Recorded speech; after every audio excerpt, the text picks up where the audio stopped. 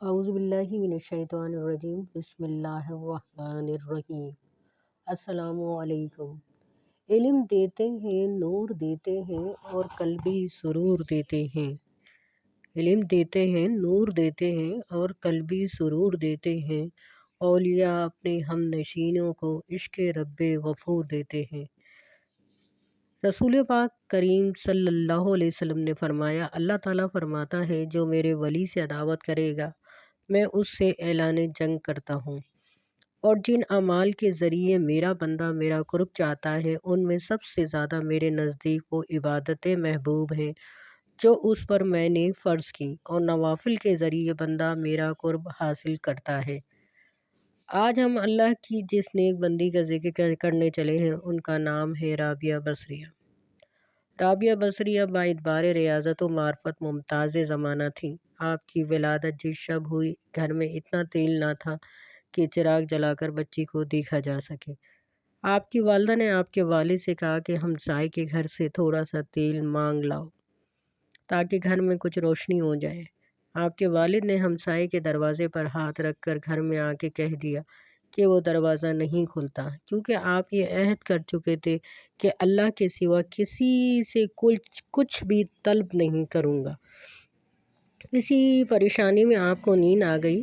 خواب میں نبی پاک صلی اللہ علیہ وسلم کی زیارت ہوئی اور آپ نے تسلی و تشفیع دیتے ہوئے فرمایا کہ تیری یہ بچی بہت ہی مقبولیت حاصل کر لے گی اور اس کی شفاعت سے میری امت کے 1000 افراد بخش دیے جائیں گے۔ اس کے بعد حضور اکرم صلی اللہ علیہ وسلم نے فرمایا کہ بصرہ کے ولی کے پاس جا کر ایک کاغذ پہ ایک تحریر لے کے جاؤ کہ یہ ہر یوم 100 مرتبہ مجھ پہ درود بھیجتے ہیں اور شب جمعہ میں 400 مرتبہ، لیکن آج جمعے کی جو رات گزری ہے اس میں تو درود بھیجنا بھول گئے، لہٰذا بطور کفارہ حامل حاضہ کو 400 دینار دے دے۔ صبح کو بیدار ہو کر آپ بہت روئے اور خط تحریر کر کے دربان کے ذریعے ولی بصرہ کے پاس بھیج دیا۔ اس نے مکتوب پڑھتے ہی حکم دیا کہ حضور اکرم صلی اللہ علیہ وسلم کی یاد آوری کے شکرانے میں 10 درہم ہم تو فقراء میں تقسیم کر دو اور 400 دینار اس شخص کو دے دو۔ اس کے بعد بصرہ کا جو ولی تھا تعظیماً خود آپ سے ملاقات کرنے آئے اور عرض کیا، جب بھی آپ کو کسی چیز کی ضرورت ہو تو آپ مجھے ضرور بتائیں۔ چنانچہ انہوں نے 400 دینار لے کر ضرورت کا تمام سامان خرید لیا۔ رابعہ بصریہ نے جب ہوش سنبھالا تو والد کا سایہ سر سے اٹھ گیا اور کیحت سالی کی وجہ سے آپ کی تینوں بہنیں بھی آپ سے جدا ہو کر نہ جانے کہاں مقیم ہو گئیں۔ آپ بھی ایک سمت کو چل دیں اور ایک ظالم نے پکڑ کر زبردستی آپ کو اپنی کنیز بنا لیا۔ کچھ دنوں کے بعد بہت ہی قلیل رقم میں فروخت کر دیا اور اس شخص نے اپنے گھر لا کر بے حد مشقت آمیز کام آپ سے لینا شروع کر دیے۔ ایک شب جب آپ کے مالک کی آنکھ کھولی تو اس نے حیرت سے چاروں طرف دیکھا۔ اس وقت آپ ایک گوشے میں سربسجود تھیں اور اپنے رب سے کلام کر رہی تھیں کہ اے میرے رب، اگر میرے بس میں ہوتا تو ہم وقت تیری عبادت میں گزار دیتی، لیکن چونکہ تو نے مجھے غیر کا محکوم بنا دیا اس لیے تیری بارگاہ سے حاضر ہوتی ہوں، تیری بارگاہ میں دیر سے میں حاضر ہوتی ہوں۔ یہ سن کر آپ کا آقا بہت پریشان ہو گیا اور یہ سوچا کہ مجھے تو اپنی خدمت لینے کے بجائے الٹی اسی کی خدمت کرنی چاہیے۔ چنانچہ صبح ہوتے ہی آپ کو آزاد کر دیا اور کہا کہ آپ اگر چاہیں تو یہاں رہیں، یہ میرے لیے سعادت ہوگی، ویسے آپ اگر کہیں جانا چاہیں تو جا سکتی ہیں۔ یہ سن کر آپ حجرے سے باہر نکل آئیں اور ذکر و شغل میں مشغول ہو گئیں۔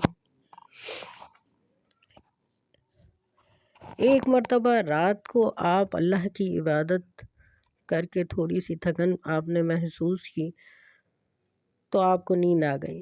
اس دوران ایک چور آپ کی چادر اٹھا کر فرار ہونے لگا، لیکن اسے باہر نکلنے کا راستہ ہی نظر نہیں آیا اور چادر اپنی جگہ رکھتے ہی نظر آ گیا، لیکن اس نے بوجہ حرص پھر چادر اٹھا کر فرار ہونا چاہا اور پھر راستہ نظر آنا بند ہو گیا۔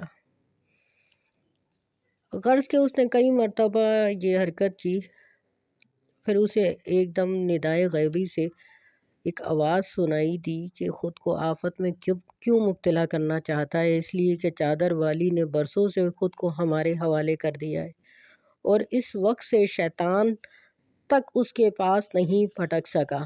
پھر کسی کی کیا مجال جو چادر چوری کر سکے، چونکہ اگر ایک دوست سو رہا ہے تو دوسرا دوست تو بیدار ہے۔ حضرت رابعہ بصریہ تمام رات طلوع فجر تک نماز پڑھتی رہتی، پھر کچھ وقفے کے لیے مصلی پر لیٹ جاتی، اچانک گھبرا کر بیدار ہوتی اور کہتی، اے نفس، کب تک سوتا رہے گا اور عبادت کے لیے نہیں اٹھے گا؟ وہ وقت قریب ہے جب ایسی نیند سونا ہے کہ پھر سورہ قیامت ہی بیداری ہوگی۔ ان کی یہی حالت آخر دم تک رہی۔ وفات کا وقت قریب آیا تو کنیز کو بلا کر کہا کہ اون کا ایک جبہ دیا اور کہا انتقال کے بعد مجھے اس کا کفن دینا اور کسی کو میرے مرنے کی خبر نہ دینا۔